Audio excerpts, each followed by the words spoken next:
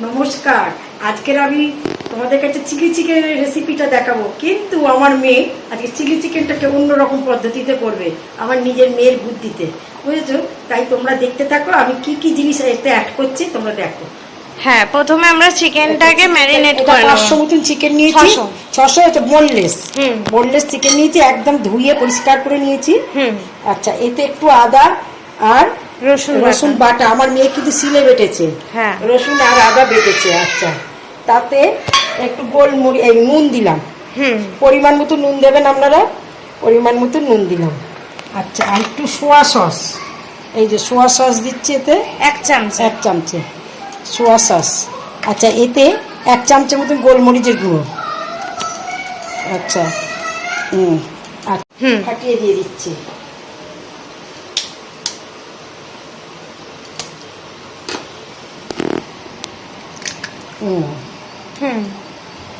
এর মধ্যে 2 চামচে কর্নফ্লাওয়ার।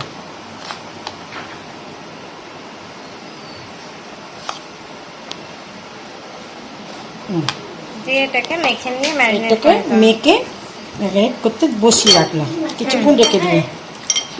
কি বাবু, কাকে দেখাবি? হ্যাঁ দেখাবো, রিজু এসেছে।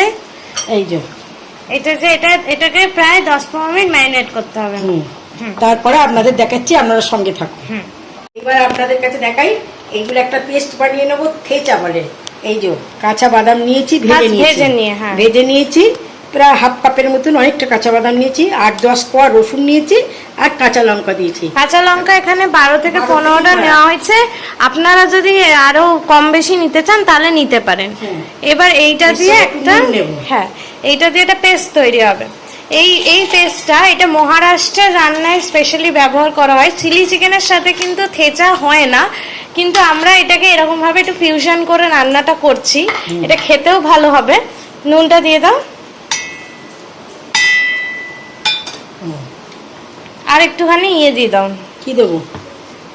তেল, সাদা তেল না লাল? সাদা তেল। কিন্তু সাদা তেল কিন্তু 4 চামচের মতন দিয়েছি, আর 2 চামচের মতন লেবুর রস।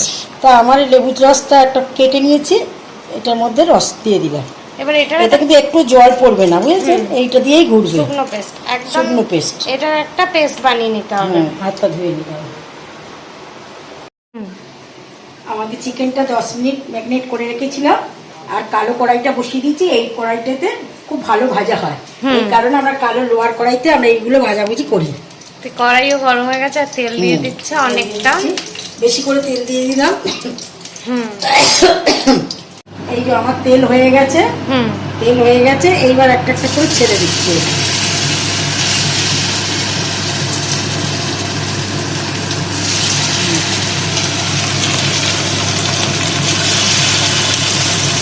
মরা আঁচ করে আপনারা ভাজবেন, ভাজাটা ভালো হবে।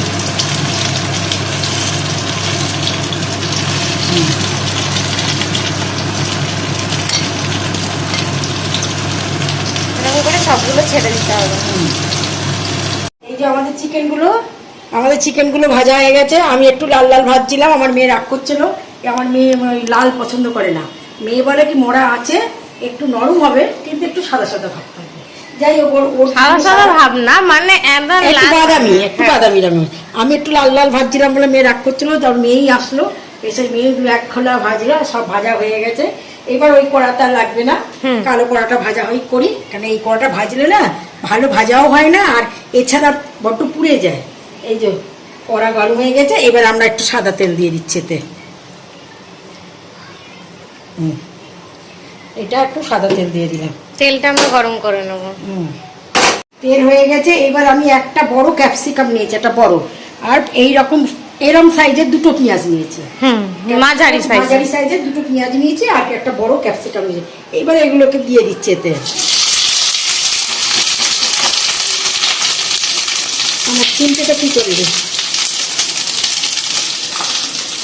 চিনতে কেন, হাতটা খুঁজতে নিয়ে আসো। এটা একটু ভাজা ভাজা করে নিতে হবে। 1 চিমটি নুন দিয়ে দিই। নুন দেবেন এখন। এই যে আমাদের এটা ভাজা হয়ে গেছে বাদামি কালারে। ভাজা যতক্ষণ হচ্ছে ততক্ষণ আমরা একটা সস বানিয়ে নেব। সস বানিয়ে নিচ্ছি, আপনারা দেখুন। এই যে যেটা আগে বানানো মশলাটা করা ছিল থেচা, থেচা, এই থেচাটা আগে দিয়ে দিলাম।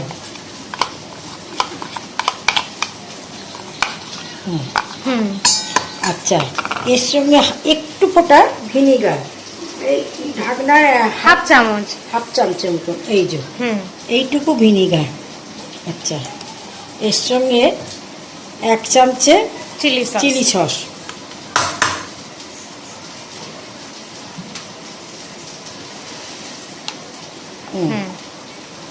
Chilli sauce. আমরা ছোট ছোট সস কিনি, কারণ আমরা সবসময় ব্যবহার করি, তো বড় কিনলে যদি না ব্যবহার হয় সেগুলো কেটে যায়, আর ওগুলো ভালো লাগে না খেতে, এই জন্য আমরা সবসময় ছোট ছোট নিয়ে আসি। আমাদের সস মানেই শুধু বড়টাই এনেছে। এটা হচ্ছে 1 চামচে সোয়া সস, 1.5 চামচে দেবো, 1 চামচে দিলাম, 1.5 চামচে সোয়া সস। আচ্ছা, তার সঙ্গে দেবো টমেটো সস দেবো 1 চামচে। 1.5 চামচে দিলে না, সোয়া সস 2 চামচে দিয়ে দিলে। 1.5 চামচে দিয়েছি, তুলে নিলাম। টমেটো সসটা দাও, টমেটো সসটা একটু বেশি করেই দেবে, কারণ চিলি চিকেনের মেইন ইনগ্রেডিয়েন্টস তো টমেটো সস। আপনারা 2 চামচেই দেবেন। হ্যাঁ, আমিও 2 চামচেই দিয়েছি। এর মধ্যে যাবে হচ্ছে, এবার দেব হানি, 2 চামচে। এবার দেব হানি 1/2 চামচে। 1 চামচে দিয়ে দাও, আচ্ছা, কারণ অনেকটা ঝাল আছে তো। হ্যাঁ, এই যে হানি।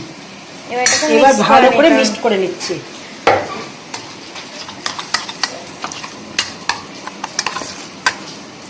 এটাতে আমরা নুন দেবো না, নুন অলরেডি থেচাতে দেওয়া আছে। থেচা আছে, আর এছাড়া সোয়া সসে নুন থাকে। এর মধ্যে আমরা জল দেবো, 1 কাপ, হাফ কাপ মতো জল দিয়ে দিচ্ছি।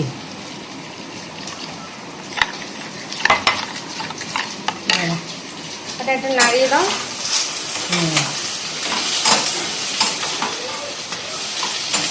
ভালো কালার এসেছে।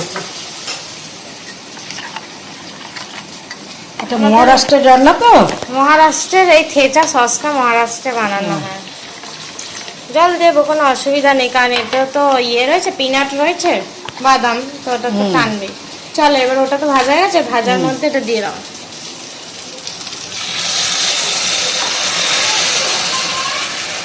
আপনারা একটু তেল কম দিতে পারেন, কারণ আমার একটু তেলটা বেশি পড়ে গেছে, বুঝেছে? আমরা একটু তেল খাই, তেলটা খুব ভালোবাসি। আচ্ছা, এইটাতে আর একটু জল দিয়ে দেবো, এই যে ধুয়ে জল দিয়ে দাও।